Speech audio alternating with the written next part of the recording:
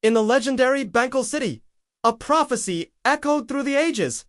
Every 27 years, warriors with extraordinary magic would be born, destined to shield the city from any and all threats. For generations, this cycle held true, a celestial promise of protection. And then, 27 years later, a boy named Lucas was born. His arrival was bittersweet, marked by the tragic loss of his mother during childbirth. Raised in a humble, poor family, Lucas was an anomaly. His lineage had never produced a warrior, not a single one. Yet, as he grew, something strange began to stir within him.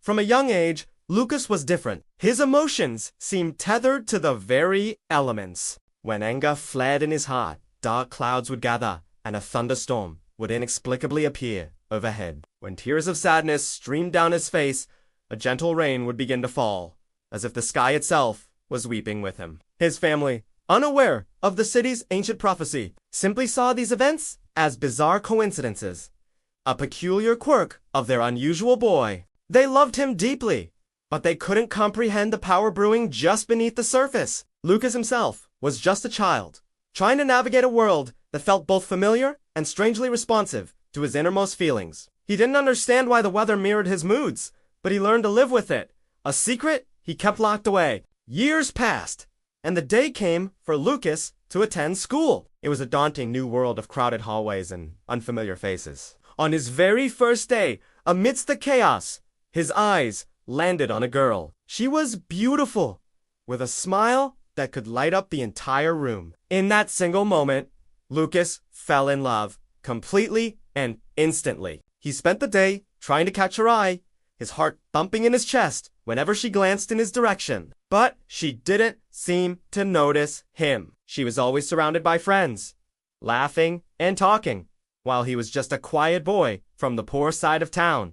Still, Lucas was determined. He wasn't one to give up.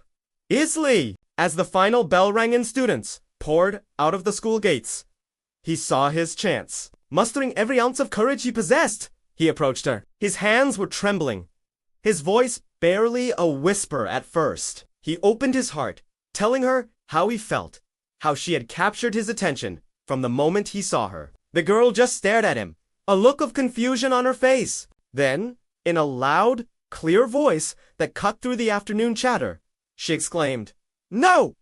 Heads turned, everyone looked at them, their curious gazes feeling like 1,000 tiny needles on Lucas's skin. The girl, mortified by the sudden attention, turned and ran off, quickly disappearing into her family's car. Humiliation washed over Lucas like a cold wave. His hope crumbled into dust. He felt a familiar anger and sadness welling up inside, but this time it was mixed with a crushing sense of shame. He turned and walked home, his head bowed, the laughter of other students echoing in his ears. He just wanted to disappear. As he trudged through the narrow alleys of his neighborhood, his miserable journey was interrupted by a commotion. He saw a group of menacing-looking men cornering a young girl, their voices low and threatening. She was crying, her body trembling with fear. Without a second thought, something inside Lucas snapped. He couldn't just walk away. He stepped forward, his small frame looking insignificant against the imposing figures of the gang. "Leave her alone," he yelled, his voice shaking but firm. One of the men turned, a cruel smirk on his face. He walked up to Lucas and, with a swift, brutal motion, kicked him hard in the face. The impact sent Lucas stumbling backward, a sharp pain exploding in his cheek. He could taste the metallic temps of blood in his mouth. That was the breaking point. The physical pain, the public humiliation from earlier, the sight of the terrified girlette, all coalesced into a single, blinding rage. Lucas went crazy. He was madder than he had ever been in his life. As his fury peaked, the sky above turned a dark, bruised purple. A massive thunderstorm instantly appeared, rumbling with an unnatural intensity. Lightning crackled, illuminating the alley in stark, terrifying flashes. Lucas raised his hand, and with a scream of pure rage, he directed a bolt of lightning straight at the men. It struck them, but they didn't even flinch. Lucas stared in disbelief. He was amazed, confused. He threw another bolt, and another, and another, a barrage of raw, untamed electrical energy. But nothing happened. The men just stood there, watching him with an eerie calm, completely unharmed. Then, the strangest thing occurred. The men let the girl go. They simply gestured for her to leave, and she scrambled away without a backward glance. They turned their full attention to Lucas, their smirks replaced with chilling, predatory smiles. One of them spoke, his voice dripping with dark amusement. "Now it is your time."